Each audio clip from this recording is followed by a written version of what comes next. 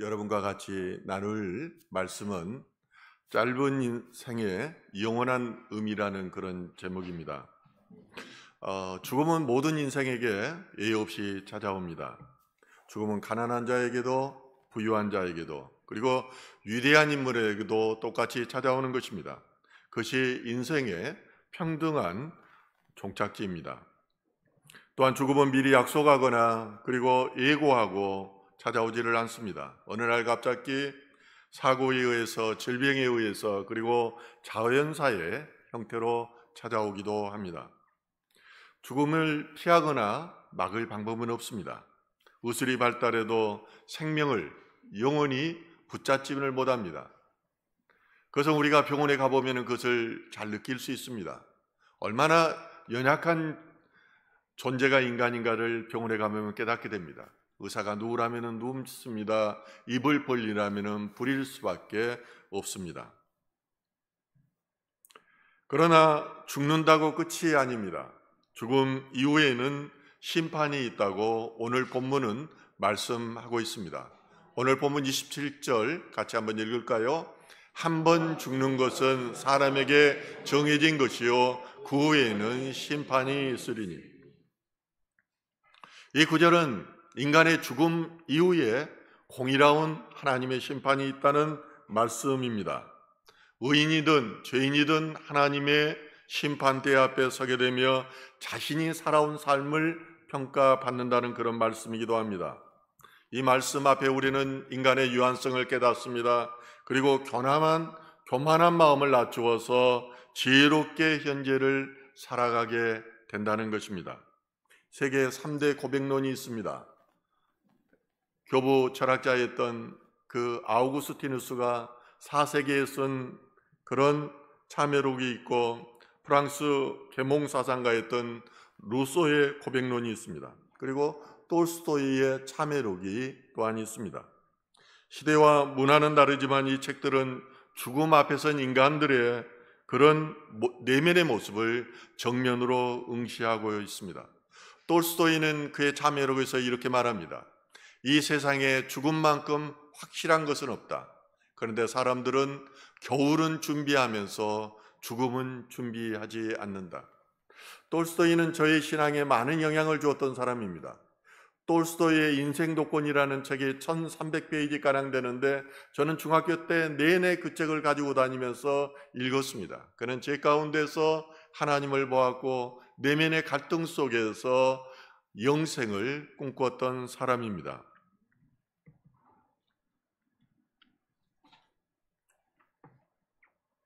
성경에는 크게 두 가지의 심판이 나옵니다. 그 첫째는 믿는 자의 심판인데 이것을 상급 심판이라고 말합니다. 예수 그리스도를 믿는 성도들이 죄의 유무가 아니라 행위에 따라서 상급의 형태로 심판받는다는 것입니다. 고린도후서 5장 10절에 이렇게 말하죠. 이는 우리가 다 반드시 그리스도의 심판대 앞에 나타나게 되어 각각 선악간에 그 몸으로 행한 것을 따라 받으려 함이라. 두 번째는 최후의 심판이라고 하는 백보자 심판이 있습니다. 이는 예수 그리스도를 믿지 않는 자들에 대한 심판입니다. 지옥 심판을 의미합니다. 요한계시록 20장 12절에 이렇게 말합니다. 또 내가 보니 죽은 자들이 큰 자나 작은 자나 그 보좌 앞에 서 있는데 책들이 펴 있고 또 다른 책이 펴졌으니 곧 생명책이라. 생명책은 구원받은 자들의 이름이 쓰여진 책입니다. 그래서 모세가 백성의 죄를 위해서 중보하면서 그 간절하게 기도하기를 내 이름이 기록된 책에서 지워질 것을 각오하고 기도합니다. 사도 바울도 복음을 위한 동역자들의 이름이 생명책에 기록되어 있다고 그렇게 말합니다. 요한계시록에 따르면은 창녀의 멸망에 이어서 짐승과 거짓 예언자가 먼저 불못으로 던져지게 됩니다. 그리고 나서 약한 세력의 우두머리인 사탄도 불못으로 던져집니다. 마지막에는 믿지 않는 자들이 불못으로 던져져서 영원한 고통 가운데서 지내게 됩니다. 그것은 고통이 점점 줄어들지 않습니다. 처음 고통이 끝까지 가는 고통입니다. 예수님께서도 죽은 자들이 부활하여 심판받은 날이 올 것이라고 말씀하십니다. 요한복음 5장 28절과 29절 말씀입니다. 이를 놀랍게 여기지 말라. 무덤 속에 있는 자가 다 그의 음성을 들을 때가 오나니 선한 일을 행한 자는 생명의 부활로, 악한 일을 행한 자는 심판의 부활로 나오리라. 죽음에는 두 번의 죽음이 있습니다. 첫째 사망, 육신의 사망이 있습니다. 둘째 사망, 바로 영원한 사망, 심판대 앞에 서서 또 한 번 죽는 것이 있는 것입니다. 부활에도 마찬가지입니다. 두 가지 있는데 선을 행한 자는 생명의 부활로, 악한 자는 심판의 부활로 나오게 된다고 성경은 말합니다. 그런데 우리가 그러면은 의의 멸로관을 받기 위해서는 심판의 기준을 알아야 됩니다. 그런데 하나님의 심판의 기준, 예수 그리스도의 심판의 기준은 사람의 것과 다릅니다. 한마디로 판단의 기준이 다르다는 점입니다. 그 하나님은 마음을 보시고 중심을 보시는 분이기 때문입니다. 이런 사실을 알지 못하면 평생 교회를 다녀도 우리가 지옥에 갈 수 있습니다. 평생 교회에 다니고도 부끄러운 구원을 받을 수가 있다는 것입니다. 오늘 본문은 짧은 생애를 살아가는 우리들이 붙잡아야 될 영원한 의미에 대해서 세 가지로 이야기해주고 있습니다. 첫째로 그리스도께서는 새 언약의 중보자이시다고 말씀합니다. 오늘 본문 28절은 그리스도께서 우리의 죄를 담당하신 새 언약의 중보자이라고 말씀하고 있습니다. 그분을 믿어야 한다는 것입니다. 인간은 그 죄로 말미암아 반드시 한 번은 죽어야 하며 또 죽은 후에는 심판받도록 정해져 있습니다. 그러나 예수님께서 많은 사람들의 죄를 직접 지고 가심으로 십자가에서 자신의 몸을 들여 죄를 사해 주었습니다. 오늘 본문 28절 같이 읽겠습니다. 이와 같이 그리스도도 많은 사람의 죄를 감당하시려고 단번에 들이신 바 되셨고 구원에 이르게 하기 위하여 죄와 상관없이 자기를 바라는 자들에게 두 번째 나타나시리라. 예수님의 첫 번째 오심은 죄와 관련된 심판을 감당하기 위한 것이었습니다. 그런데 예수님의 두 번째 오심, 예수님의 재림은 믿는 자의 궁극적인 소망과 관련되어 있는 것입니다. 그분을 믿고 기다리는 자에게 영원한 구원을 주시기 위해서 영광의 재림을 하신다는 것입니다. 그런 의미에서 예수님은 새 언약의 중보자이십니다. 예수님은 옛 언약 아래에서 지은 백성의 죄들을 십자가에서 속량하셨습니다. 옛 언약은 어떤 것입니까? 시내산에서 하나님께서 모세와 이스라엘 백성들과 맺은 언약이 첫 언약입니다. 그런데 이스라엘 백성들이 하나님과의 약속, 베리트라고 하는 이 언약을 지켰습니까? 계속해서 어겼습니다. 선지자를 통해서 돌아오라고 말씀했지만은 그들은 돌아오지 않았습니다. 기본적으로 언약의 기초는 희생에 있습니다. 첫 번째 언약은 송아지와 염소를 희생한 피를 물과 함께 가지고 와서 주홍 양털과 그리고 우슬초에 적셔서 그 두루마리 젖과 온 땅에 이 백성에게 뿌렸습니다. 그리고 말하기를 이것은 하나님께서 너희에게 명령하신 언약의 피라고 말했습니다. 모세는 장막과 그의 애식들에 사용된 모든 물건들에게도 그와 같이 피를 뿌렸습니다. 율법에 의하는 거두의 모든 물건이 피로 깨끗해집니다. 또한 피 흘림이 없이는 죄를 사는 것도 이루어지지가 않습니다. 그래서 아담이 죄를 짓고 난 다음에 하나님께서 아담에게 어떻게 합니까? 부끄러움을 가리기 위해서 자의식에 살아났는데 그것에다 가죽옷으로 입힙니다. 가죽옷으로 입혔다는 것은 짐승을 죽였다는 말입니다. 짐승의 피 흘림이 있었다는 말입니다. 하나님께서는 이 아담에게 말해준 것입니다. 너희가 죄 사함을 받기 위해서는 피 흘림이 있어야 된다. 아담은 가인을 낳고 아벨을 낳고 그들에게도 가르쳐 주었을 것입니다. 너희들이 제사를 드리려면 피 흘림이 있어야 된단다. 그런데 대제사장 되시는 예수님께서 짐승의 피가 아니란 정결한 피인 자신의 피를 드림으로 단번에 인간의 죄를 사하여 주셨습니다. 그럴 뿐만 아니라 사람의 손으로 만든 성소에 들어간 것이 아니라 성소의 본체이신 하나님 안으로 그가 들어가셨습니다. 이 땅의 성소는 하나님 나라의 성소의 모형에 지나지 않습니다. 모델 하우스를 짓고 나면은 아파트가 지어지듯이 이 땅의 교회들이 하나님 나라의 영원한 나라의 천국의 모형이라는 것입니다. 예수님께서도 제자들과 함께 유월절 식사를 하시면서 이렇게 말씀하십니다. 누가복음 22장 20절 말씀입니다. 저녁 먹은 후에 잔도 그와 같이 하여 이르시되 이 잔은 내 피로 세우는 새 언약이니 곧 너희를 위하여 붓는 것이라. 구약 성경의 말씀이 신약 시대에 이루어진 것입니다. 구약 시대의 율법이 예수 그리스도를 통해서 완성되어진 것입니다. 예수님은 더 나은 언약의 중보자이시며 이는 더 좋은 약속을 위해서 세워진 것입니다. 하나님께서 모세와 세운 언약은 그림자이고 예수님께서 십자가에 통해서 새 언약을 이루셨습니다. 그림자였던 것을 옮기기 위해서는 의자 그림자가 있으면 옮기기 위해서는 의자를 옮겨야 됩니다. 우리가 기도를 하는 것은 본체이신 하나님 나라를 옮겨야지 이 땅 가운데서 하나님의 언약이 이루어지는 것입니다. 기도하는 것도 하나님 나라의 그 문을 여는 것이라는 것입니다. 그러므로 죄와 허물로 죽었던 우리는 예수 그리스도를 통해서 주어진 새 언약 안에서 완전한 죄사함을 얻게 됩니다. 영원한 소망을 갖게 된다는 것입니다. 이것이 짧은 인생 그리고 영원한 의미인 것입니다. 둘째로 부조리한 세상에서도 하나님은 일하십니다. 사람이 죽으면 심판이 있다는 오늘 본문 말씀은 유업이 아닙니다. 경각심입니다. 그리고 사랑의 메시지입니다. 우리는 죽어서 예외 없이 하나님의 앞에 설 것이며 하나님께서 우리 인생을 전체를 심판하신다는 메시지입니다. 그런 의미에서 죽음은 끝이 아닙니다. 시작입니다.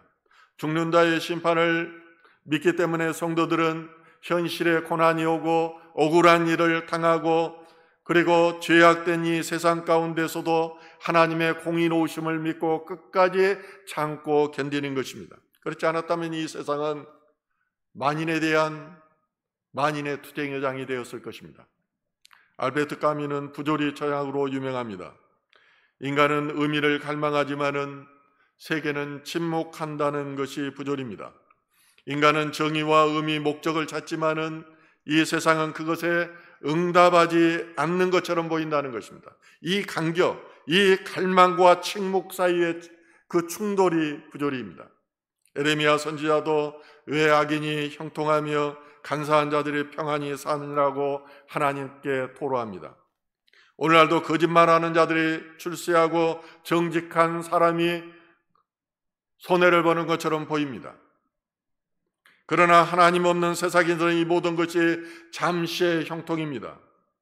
하나님의 공의는 반드시 실현된다는 것입니다. 그것이 바로 하박국 선지자에게 하나님께서 가르쳐 주신 응답인 것입니다.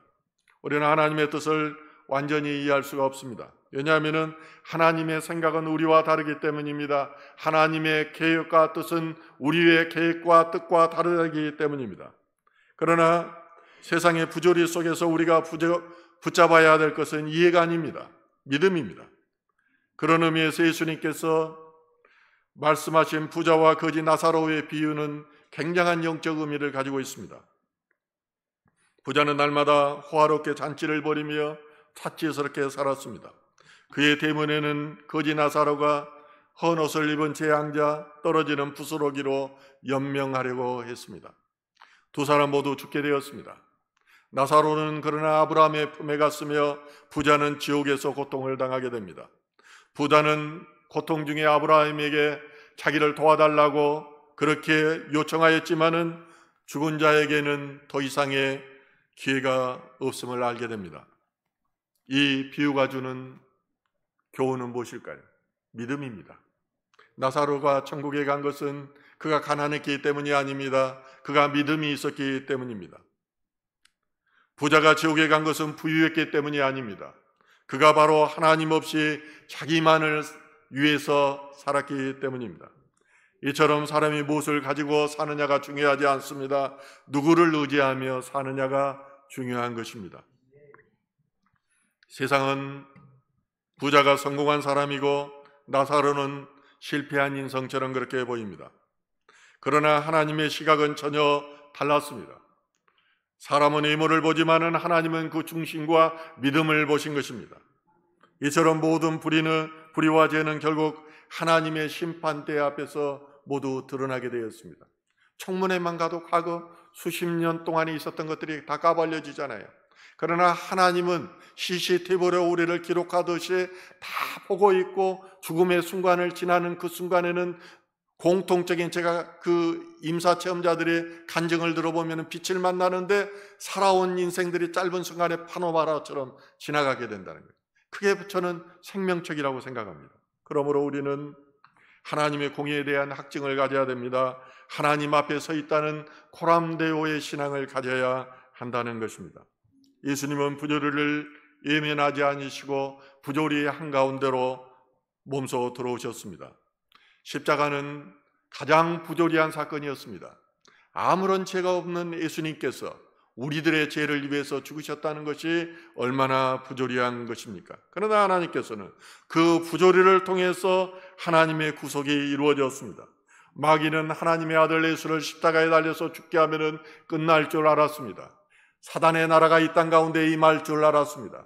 하나님은 지혜 없으십니다. 미래를 주관하시는 분입니다. 이 부조리를 통해서 하나님께서는 마귀가 가지고 있는 사망 권세를 이기게 하셨다는 것입니다.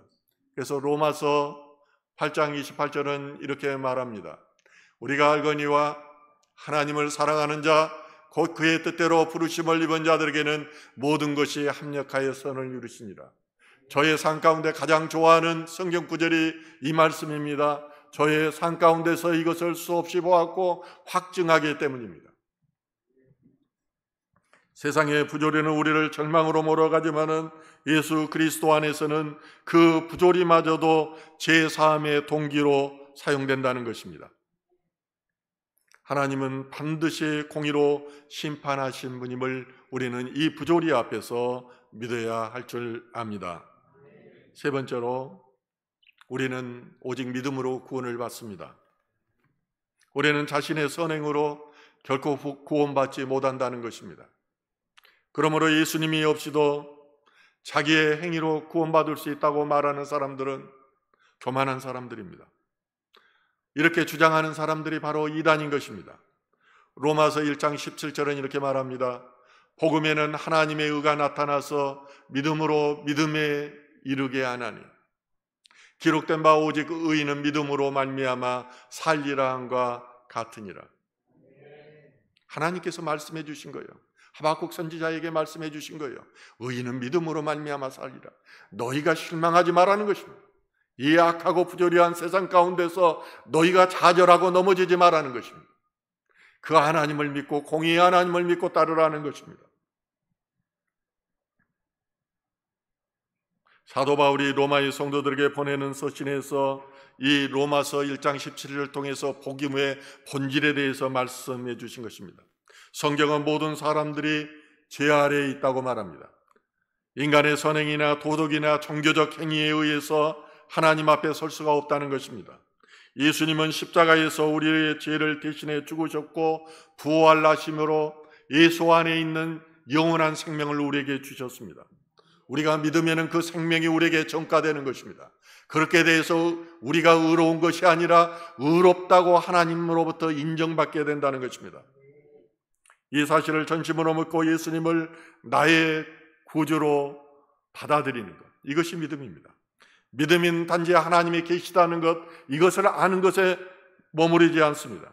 믿음은 신뢰이고 의탁입니다. 예수의 공로 외에는 내 구원의 근거가 없다는 것을 받아들이는 것입니다.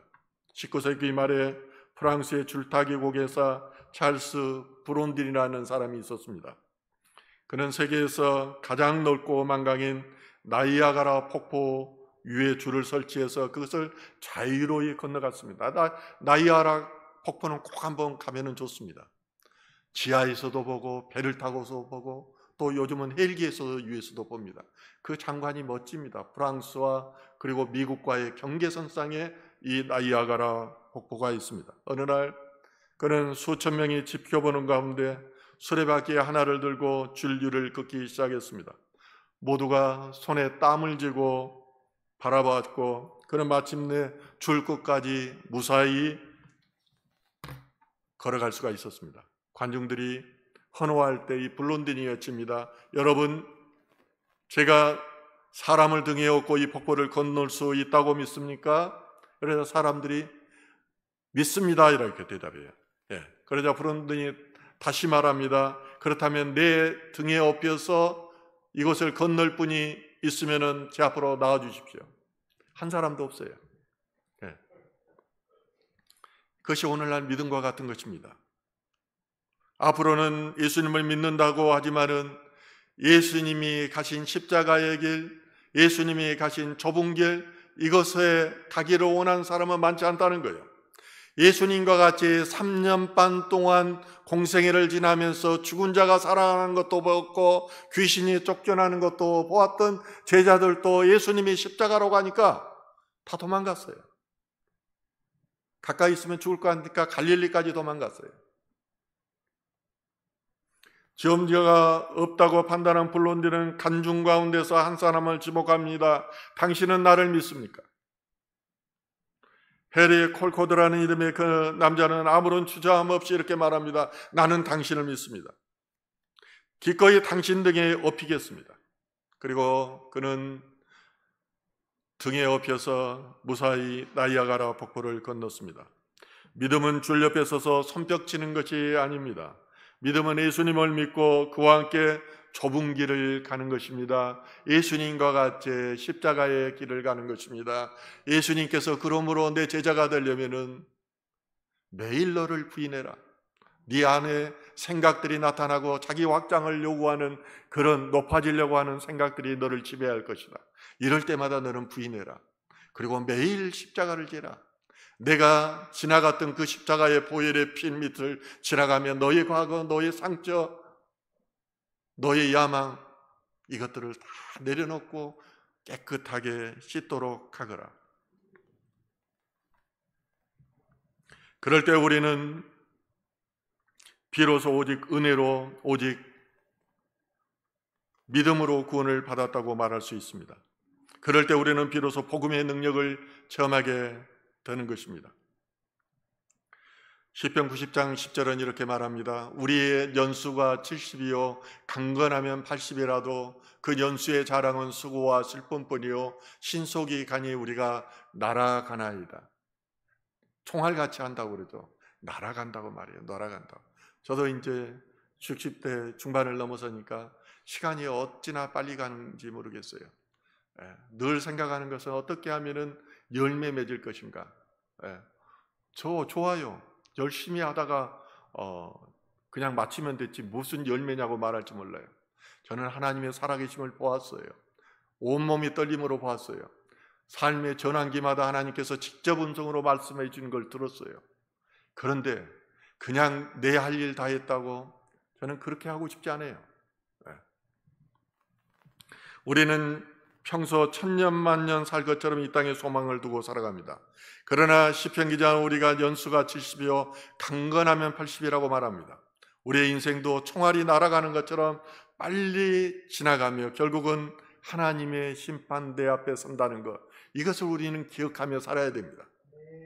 오늘 여러분은 예수님과 함께 좁은 길을 가고 있습니까? 아니면 아직도 구경만 하고 있습니까? 오늘 여러분은 믿음으로 살아갑니까? 아니면은 방관자로 살아갑니까? 이런 무거운 설교들은 오늘날 화려하고 넘쳐나고 풍요로운 시대에 있어서 사람들이 싫어합니다. 저는 너무나 잘합니다. 그러나 하나님은 살아계시고 성경이 그것을 생명의 말씀을 주기 때문에 저는 전하는 것입니다. 이렇게 살려고 해도 살지가 않습니다. 이렇게 되지가 않습니다. 그렇기 때문에 발버둥 쳐야 되는 것입니다. 믿음은 한마디로 자기 부인이고 자기 희생입니다. 자기 희생과 자기 부인을 통해서 우리는 주님 앞에 서며 이것을 통해서 의의 면류관 그리고 기쁨의 면류관 썩지 않는 영원한 면류관을 받을 수가 있는 것입니다. 오늘날 교회들이 이것을 말하지 않습니다. 복받기만 말합니다. 성공해라. 11조 잘하면은 너희들 복받는단다. 그러나 하나님은 11조를 받는 분이 아니에요. 너희 마음을 받는다고 말씀하셨어요. 기독교는 정말로 차원 높은 종교입니다. 그런데도 이러한 기복신앙들이 천박한 기독교로 만들어버린 것입니다. 그래서 교인들이 하나님을 바라보는 것이 아니라 세상을 바라보고 세상 우상 앞에 고개를 숙임으로 하나님 체험이 없는 무기력한 종교가 되어버린 것입니다. 성도님들은 인생의 마지막을 어떻게 준비하고 계십니까? 죽음은 초적당도 보내지 않고 아무런 예고도 없이 우리의 문을 두드립니다. 그 순간이 언제 올지 우리는 알 수가 없습니다. 또한 죽음 이후에는 우리에게 기회가 없습니다. 공고한 날이 이르고 어둠의 때가 되면 하나님께 충성하고 싶어도 충성할 수가 없는 것입니다. 지금이 바로 은혜의 때요 구원받을 때인 것입니다. 지금 회개하고 믿음을 따라 사는 것이 유일한 대비책입니다. 오직 믿음으로 살아가는 저와 여러분 되시길 주님의 이름으로 축원합니다. 아멘.